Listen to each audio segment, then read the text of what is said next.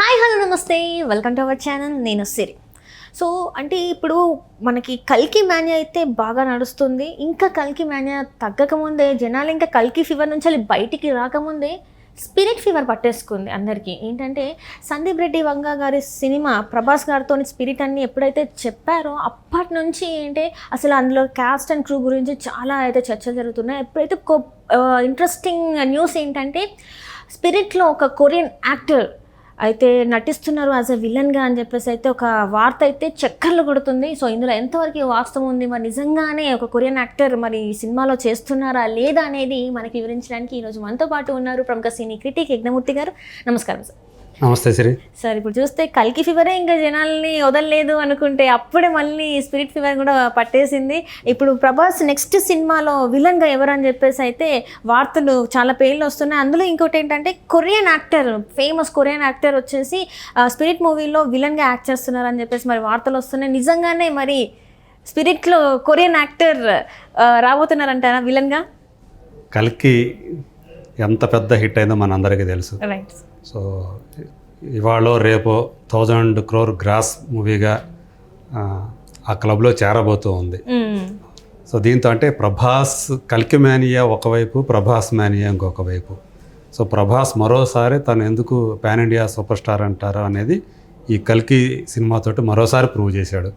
So ఈరోజు ప్రభాస్తో సినిమాలు చేయటం కోసం పెద్ద పెద్ద డైరెక్టర్లే కాకుండా, పెద్ద పెద్ద నిర్మాణ సంస్థలే కాకుండా ఎక్కడెక్కడ వాళ్ళు యాక్టర్స్ కూడా, అంటే పాన్ ఇండియా లెవెల్ యాక్టర్స్ మాత్రమే కాకుండా మన దేశం బయట విదేశీ యాక్టర్లు కూడా అతనితో కలిసి నటించాలని చెప్పేసి వాళ్ళు కూడా ఉవ్విళ్ళూరుతూ ఉన్నారు.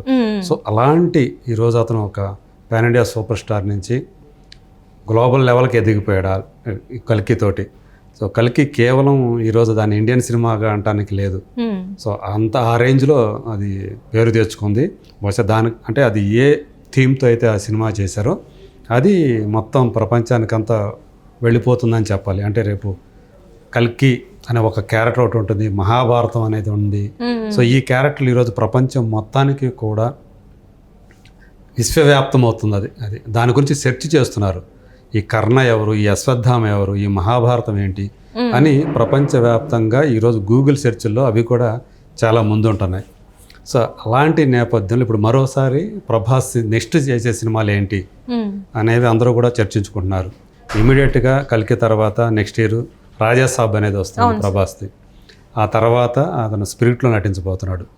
సో సందీప్ రెడ్డి వంగ డైరెక్ట్ చేసినటువంటి ఈ స్పిరిట్, దీనికి సంబంధించినటువంటి వివరాలు అంటూ రకరకాల స్పెక్యులేషన్స్ బయటకు వస్తున్నాయి. నిన్నటి నుంచి కేవలం తెలుగు మీడియా మాత్రమే కాకుండా నేషనల్ మీడియా కూడా, సో అటు ఆంగ్ల పత్రికలు కూడా స్పిరిట్లో ఫలానా వాళ్ళు విలనంగా చేయబోతున్నట్టు వార్తలు వస్తున్నాయి, తెలుస్తోంది అని చెప్పి రాసుకొస్తున్నారు. సో మనకి ట్రైన్ టు బుసాన్ అనే సినిమా, సో ఈ మధ్య కాలంలో చాలా ఓటీటీతో వచ్చిన తర్వాత ఓటీటీలో బాగా పాపులర్ అయినటువంటి సినిమా అది. సో అందులో ప్రధాన పాత్ర పోషించినటువంటి సౌత్ కొరియన్ యాక్టర్ ఎవరైతే ఉన్నారో మా డాంగ్ సియోక్, సో డాన్లీ అంటారనమాట. సో డాన్లీ అనేది అతనికి పాపులర్ నేము. అతను ఈ సినిమాలో విలన్గా చేయబోతున్నాడు అని చెప్పేసి నిన్నటి నుంచి ఓదరగొడుతూ ఉన్నాయి. సో ఇవాళ చూస్తే అంటే ఈ రోజుకి వచ్చేటప్పటికి ఈ స్పెక్యులేషనే నిజమవుతే బాగుండు, అతనే కనుక నిజంగా డాన్లీ కనుక ఈ సినిమాకి వస్తే దాని రేంజ్ ఇంకో స్థాయికి ఉంటుందని చెప్పేసి మన సినిమా ఇండస్ట్రీకి చెందిన వాళ్ళు చాలామంది తమ అభిప్రాయం వ్యక్తం చేస్తూ సోషల్ మీడియాలో పోస్టులు పెడుతున్నారంటే, అంటే డాన్లీ అనే అతను రావాలని ఎంతమంది కోరుకుంటున్నారో దాన్ని బట్టి మనం అర్థం చేసుకోవాలి. అంటే అతను మార్షల్ ఆర్ట్స్ ప్రవీణుడు కూడా. సో మంచి ఆర్టిస్టు, ప్రధానంగా మంచి కళాకారుడు. సో అతను కనుక వస్తే, అలాగే అన్స్టాపుల్ అనే సినిమా, ద కాప్ అనే సినిమా, వీటిల్లో కూడా అతను చాలా సినిమాల్లో ప్రధాన పాత్రలు పోషించాడు. అలాగే క్యారెక్టర్ ఆర్టిస్ట్గా కూడా బాగా రాణించాడు. కేవలం కొరియన్ మూవీస్లోనే కాకుండా అనేక హాలీవుడ్ సినిమాలో కూడా అతను నటించాడు, ఇప్పుడు నటిస్తున్నాడు. సో అతను వస్తే ఈ సినిమా ఇంకొక లెవెల్కి వెళ్తుంది. నిజంగా ఒక ఫ్రేమ్లో ప్రభాస్ని అలాగే డాన్లీని చూస్తే అది ఇంకో రేంజ్లో ఉంటుంది అన్నట్లుగా అంత రాసుకొస్తూ ఉన్నారు, అలా అభిప్రాయాలు వ్యక్తం చేస్తున్నారు. మనకు ఆల్రెడీ తెలుసు సందీప్ వంగ ఈ సినిమా ఒక సిన్సియర్ కాప్ స్టోరీ అని చెప్పేసి చెప్తున్నాడు, పవర్ఫుల్ కాప్. సో ఆ పోలీస్ ఆఫీసర్ రోల్లో ప్రభాస్ని అతను ఎలా చూపించబోతున్నాడు అనేది చాలామందిలో చాలా క్యూరియాసిటీని కలిగిస్తుంది. యానిమల్ అనే సినిమా వచ్చిన తర్వాత సందీప్ వంగ స్థాయి ఇంకో రేంజ్కి వెళ్ళిందనే చెప్పాలి. సో అర్జున్ రెడ్డి, కబీర్ సింగ్ సినిమాలతో తనకు ఎంత పేరు వచ్చిందో దానికి 10 పేరు ప్రపంచవ్యాప్తంగా యానిమల్ అనే సినిమాతోటి పేరు తెచ్చుకున్నాడు. ఓ పక్క అంటే తన సినిమాలతో అతను ఒకవైపు వివాదాస్పదం అవుతున్నాడు, ఇంకోవైపు తను ఏదైతే తన సబ్జెక్టుతో సినిమాలు చేస్తూ ఉన్నాడో ఆ సబ్జెక్టుల పరంగా తను డిఫెండ్ చేసుకోవాలి, కన్విన్స్ చేయగల అతనికి ఆ నాలెడ్జ్ అయితే ఉంది. సో అలా తను ఒక డైరెక్టర్గా తను ఒక ఇండివిడ్యువాలిటీని తన స్టాంపుని వేయగలిగాడు భారతీయ సినిమా మీద. సో ఇప్పుడు ఈ స్పిరిట్ అనే సినిమా తను ప్రభాస్కి అది కూడా 25వ సినిమా కాబోతోంది. సో ఇప్పటికి ఇది 23rd ఫిల్మ్ ఆయనకి కల్కి. సో రేపు 24th ఫిల్మ్గా రాజాసాబ్ రాబోతోంది. దాని తర్వాత అతని సినిమా స్పిరిట్. సో యాక్చువల్గా తను గతంలో అక్టోబర్ 23, 2024 అక్టోబర్ 23 ప్రభాస్ బర్త్డే సందర్భంగా ఫస్ట్ లుక్ని కూడా రిలీజ్ చేస్తానని చెప్పేసి ఇదివరకు చెప్పి ఉన్నాడు సందీప్. సో ఆ రోజు ఎప్పుడు వస్తుందా అని చెప్పేసి ఈరోజు ఫ్యాన్స్ అందరూ కూడా చాలా ఈగర్గా వెయిట్ చేస్తూ ఉన్నారు. నిజంగా ఆ రోజుకి అది వస్తే కనుక దానికి సంబంధించినటువంటి ఏదైనా ఒక లుక్కో లేకపోతే ఏదైనా ఒక వార్తో వస్తే అంతకు మించినటువంటి ఆనందం ప్రభాస్ ఫ్యాన్స్కి ఉండదు.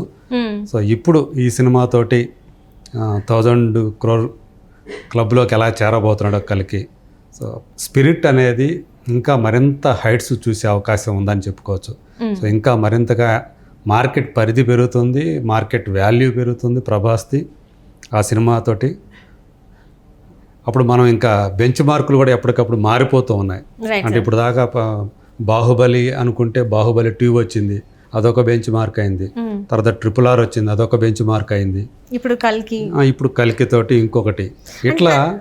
అంటే ఇక్కడ ఒకటే సార్ ఏంటంటే బాహుబలి అనేది రాజమౌళి సార్ చేశారు, కల్కి వచ్చేసి మన నాగార్జున గారు చేశారు. అంటే ఇక్కడ సేమ్ నాగార్జున గారికి సందీప్ రెడ్డి వంగ గారికి ఏంటంటే ఈ 2-3 మూవీస్ ఎక్స్పీరియన్స్ మాత్రమే ఉంది. కాకపోతే వీళ్ళ వచ్చేసి క్యాస్ట్ అండ్ క్రూ ఎలా ఉంటుందంటే high paid actors and actress ఉంటారు, బాలీవుడ్ హాలీవుడ్ నుంచి తీసుకొచ్చిన వాళ్ళు ఉన్నారు. సో అంటే ఎట్లా సెట్ అవుతుంది మరి? అంటే వాళ్ళ సబ్జెక్టులే, వాళ్ళు ఏవైతే సబ్జెక్టులు అయితే ఉన్నాయో, ఏవైతే కథలు అయితే తీసుకొస్తున్నారో ఆ కథలు అలాంటివి. సో ఇప్పుడు కేవలం లోకల్ అని కాకుండా మొత్తం వాళ్ళు ఒక యూనివర్సల్ సబ్జెక్ట్స్ తోటి వస్తున్నారు ఈరోజు. సో ఎక్కడైనా కూడా వాటికి యాక్సెప్టెన్స్ అనేది ఉంటుంది.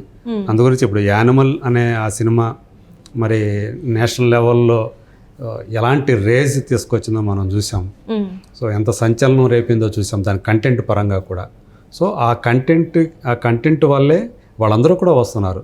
వాళ్ళు చెప్తున్నటువంటి ఆ క్యారెక్టరైజేషన్స్ ఏవైతే ఉన్నాయో అవి ఇంప్రెస్ చేయడం వల్లే మరి అమితాబ్ బచ్చన్ అశ్వత్థామ అనే క్యారెక్టర్ ఎందుకు చేయగలిగారంటే నాగార్జున 3rd ఫిల్మే, కానీ ఎందుకు చేశాడంటే ఆ కంటెంట్ ఆయనకు అంత బాగా నచ్చింది. సో ఒక అశ్వత్థామ అనే ఒక రోల్ని తీసుకొని సో ఇలా చూపించబోతున్నాడు అంటే ఆయన కూడా ఎగ్జైట్ అయ్యి చేశాడు. ఈరోజు ఆయనకు వస్తున్నట్టు పేరు ప్రఖ్యాతులు మళ్ళీ చాలా కాలం తర్వాత అమితాబ్ బచ్చన్ గురించి మన దేశం అంతా మాట్లాడుకుంటున్నాం. దేశమే కాదు, ఇవాళ హాలీవుడ్లో కానీ ఆ క్యారెక్టర్ గురించి, అందులో అమితాబ్ బచ్చన్ 80 years ఓల్డ్ ఆయన ఆ సినిమా చేసేటప్పుడు. ఇప్పుడు 81 years అనుకోండి. కానీ మరి ఆ వయసులో కూడా ఆయన రోపులు పెట్టుకొని, సో ఆయన ఏదో ఊరికే గ్రాఫిక్స్ కాదు, కింగ్ సాలమన్ స్టంట్ కొరియోగ్రాఫర్ చూపించాడు ఎలా రోపులు పెట్టుకొని అతను దూకటం అమితాబ్ బచ్చన్ అది. సో ఆయన ఈ వయసులో కూడా అలా కష్టపడుతున్నాడు. దాని తగ్గట్టుగా ఇప్పుడు ఆయన ఆస్వాదిస్తున్నాడు ఆ వచ్చిన పేరు ప్రఖ్యాతుల్ని.